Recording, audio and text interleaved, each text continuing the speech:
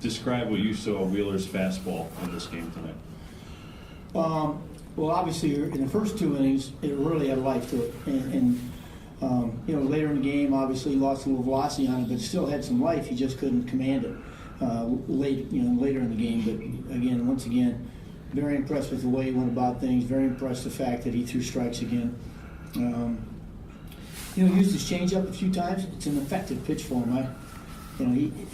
This guy, I think the more he pitches, obviously the better he's going to get. He competes, boy. I mean, hard. He was furious that he, came out when he did. How do you explain Marlon Byrd after what he went through last year? Well, Marty, I think there are guys in this game who, Marlon Byrd's a tremendous athlete. I mean, obviously, and what happened to him last year, he was bound and determined to put behind him and try to move forward.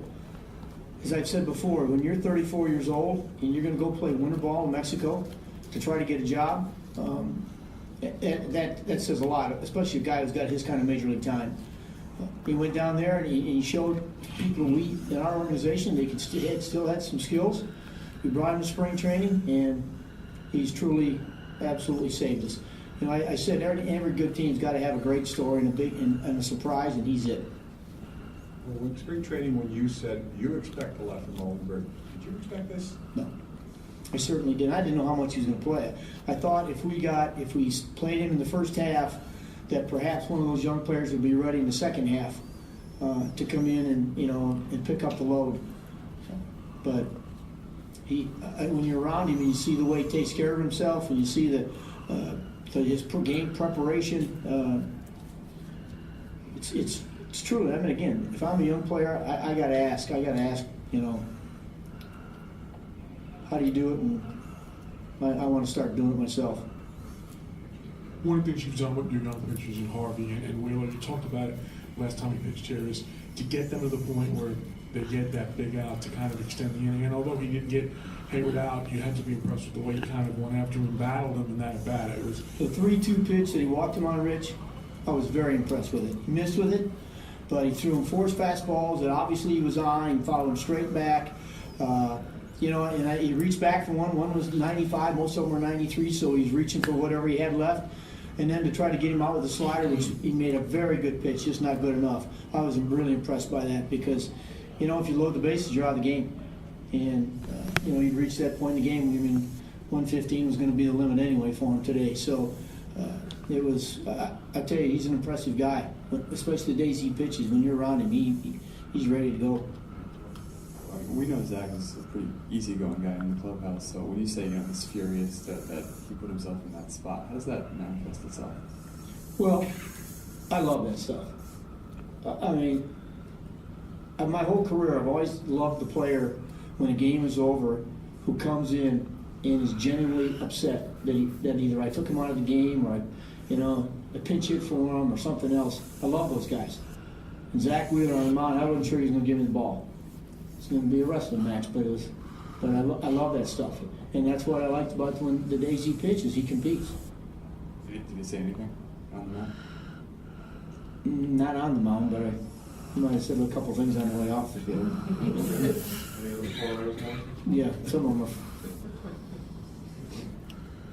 You've talked a lot about LaTroy Hawkins and what he's meant in that clubhouse with the bullpen guys, but can you talk about what he's done, whatever you've given him to do, 7th inning, 8th inning, 9th inning, and what he's done for you with injuries you had? Well, I talked to Hawk, when Bobby went down and said, listen, you're the veteran here. You're the guy that kind of runs that bullpen now, or has been all year. But you're the leader out there.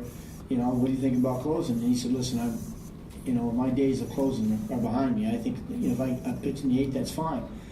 We had some struggles pitching the 9th. I went to him again, and he said, I'll do whatever you need me to do. And I'm going to tell you, if you've got a young pitching staff, and I don't know how much Hawk wants to pitch, but if you're a young pitching staff and your team that needs somebody to take those guys down that dark path, he's it. What did you see with the way Darno worked with Wheeler and how he's worked with your guys, and just the second part of that, did you think it was important for him to get his first hit out of the way? Well, first of all, you know, the fortunate thing is that he caught Zach in Vegas. That helps. But I thought yesterday, when you catch, you know, Zach Wheeler's a little different guy because he's more of the power guy. But the job he did yesterday with Dylan and the job he did today, I think his game, his pitch selection is outstanding. I thought he's receiving the ball now that he knows he's going to be here. I think he's relaxed better behind the plate. He's receiving the ball better. And yes, I think that hit is going to make a huge difference in him. He's got a quick bat. He's had some good at bats, but I know that one means a lot to him, and I'm really glad he got it.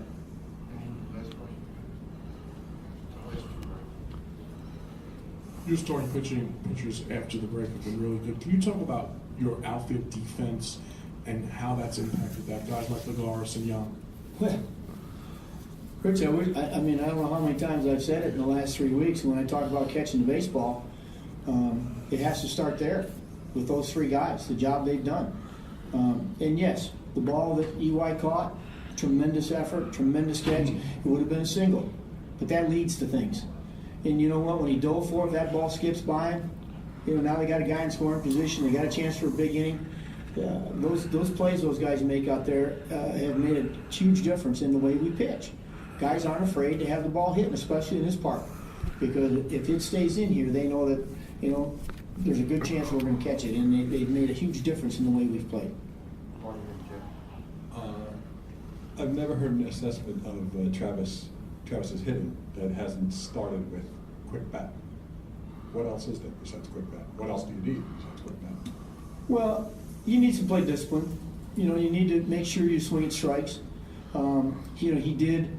There were reports when we got him that he can, you know, he's an aggressive hitter. He can be a little too aggressive at times. We have not seen that here. He's got himself in some deep counts that I've been impressed at. And I mean, the last hit, obviously, I think it's going to get going because everybody you talk to that's ever seen this guy said the one thing he's going to do is hit. If you can keep him on the field, he's going to hit, and that's pretty impressive. Despite his appearance tonight, Carlos is still starting Friday. Yeah, we were in a situation before the game. Dan and I talked, and he said, "Listen, I'm going to have Carlos throw his bullpen late in case we need to get out an inning." And when he was warming up, because it was deep in the game, we had 2 outs. We got Carlos warm, but we started to warm up anyway. We knew he was ready. It was only going to be Simmons. Really liked the matchup with his slider against Simmons. He just didn't make the pitch, but so he was just going to face that one guy. But yeah, we thought if we needed just